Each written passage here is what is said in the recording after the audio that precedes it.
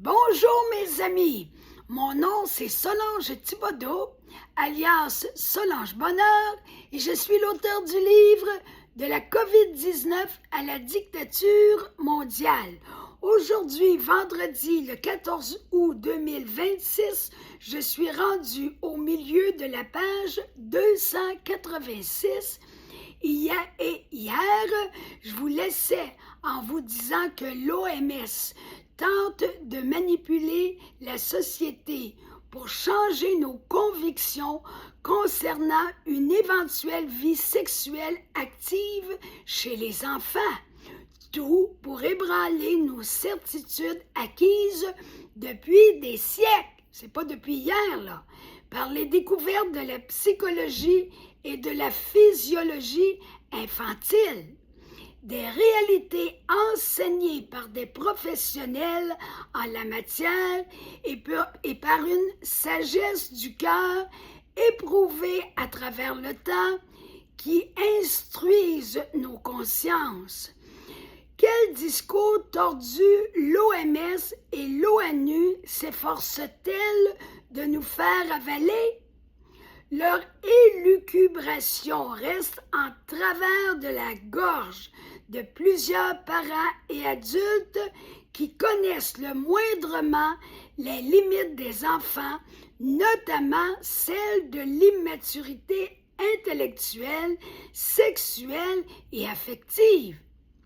Par-dessus le marché, soyons conscients que les États, en cautionnant l'effraction de l'univers intime des enfants, en façonnent aussi, avec bonus, de futurs citoyens dociles. Dociles, ça vous dit quelque chose, ce mot-là, là? Faut écouter le gouvernement, d'après le gouvernement. Soyez soumis. OK, je recommence ma phrase, là.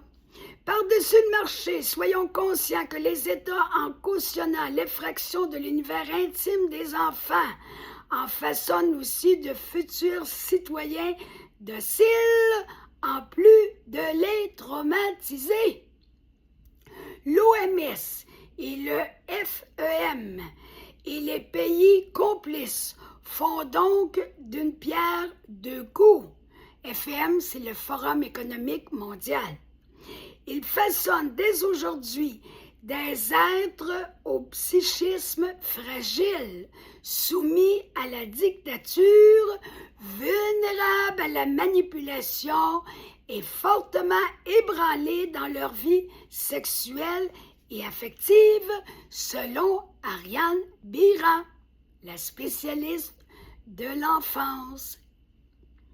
Elle nous fait remarquer que l'OMS connaît très bien la psychologie de l'enfant pour précisément la fracasser de la meilleure manière qui soit en violant son intimité physique et affective ainsi que son innocence.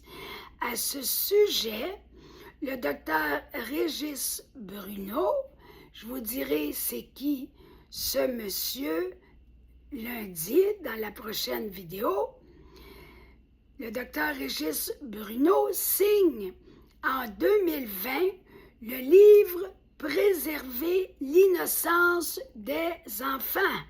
Ses propos complètent ceux d'Ariane Bira. De toute évidence, ils ne se contredisent jamais l'un l'autre, tant leurs opinions professionnelles vont dans des directions compatibles. On essaie d'immerger de force les populations dans le bain de la sexualisation des enfants. Je dis de force, car bien souvent, à l'insu des parents, encore de la cachette, là. C'est pas su par la plupart des parents. Je dis de force, car bien souvent, à l'insu des parents, un contenu sexuel douteux est servi aux enfants à l'école. Quel mépris pour l'autorité parentale! Parents, gardez un œil sur l'école, je vous en supplie. laissez pas vos enfants aller à l'abattoir. Vous allez vous en mordre les pouces pour le restant de vos jours. C'est ça qui va arriver. C'est malheureux, mais c'est ça. L'OMS considère que l'enfant est un être sexuel pleinement autorisé à jouir, c'est que de dire sexuellement dès sa naissance. Incroyable, j'en viens pas, je capote. Une terrible méprise émerge de cette croyance. D'accord, les bébés naissent sexués, puisqu'ils viennent au monde avec un sexe masculin ou féminin. Mais rien d'autre à noter pour l'instant jusqu'à ce que l'éveil de la sexualité survienne, la nature accomplissant son œuvre à l'adolescence seulement.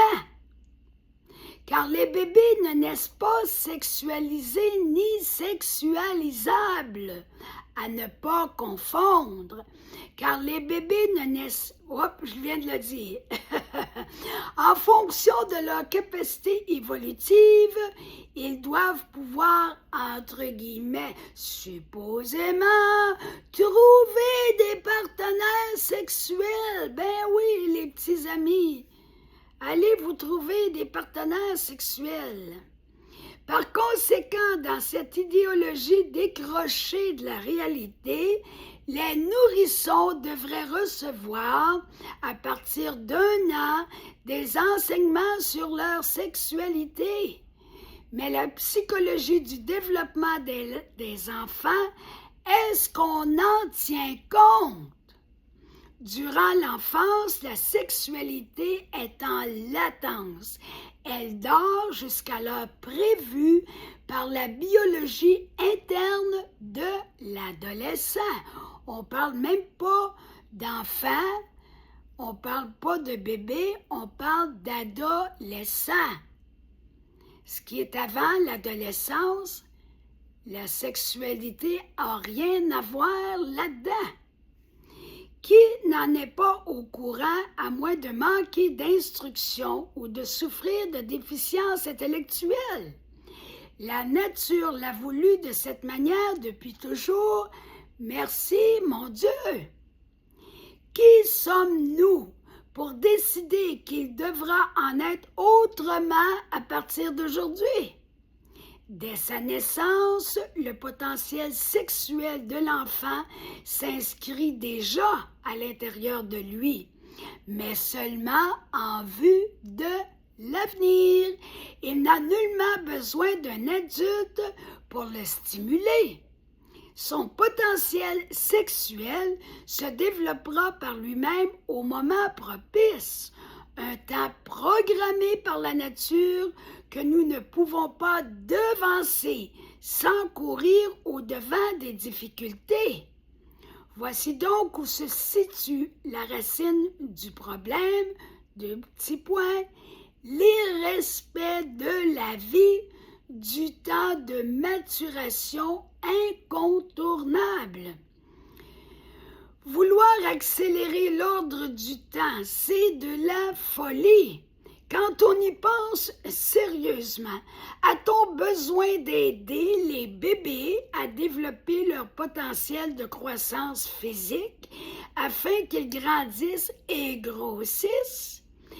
Est-ce que nous leur étirons les bras et les jambes afin qu'ils se développent plus rapidement? Non, ça se fait tout seul. Des parents qui agiraient ainsi perdraient la garde de leur bébé, car la DPJ interviendrait sur le champ. Et ça serait normal aussi. Hormis de leur offrir un contexte favorable à la croissance par une bonne alimentation et une hygiène de vie adéquate, il n'y a rien à faire. La nature s'occupe de tout. Elle est tellement bien faite. Les codes génétiques en vue de son évolution corporelle sont inscrits dans la chair de l'enfant. Son corps prend de l'expansion par lui-même, veut pas. Il n'en est pas autrement pour la sexualité. Les enfants et les jeunes adolescents éprouvent surtout le besoin d'évoluer dans une famille aimante auprès de parents qui les élèvent avec de solides valeurs morales et dans un climat qui favorise le dialogue et l'écoute, quels que soient les sujets.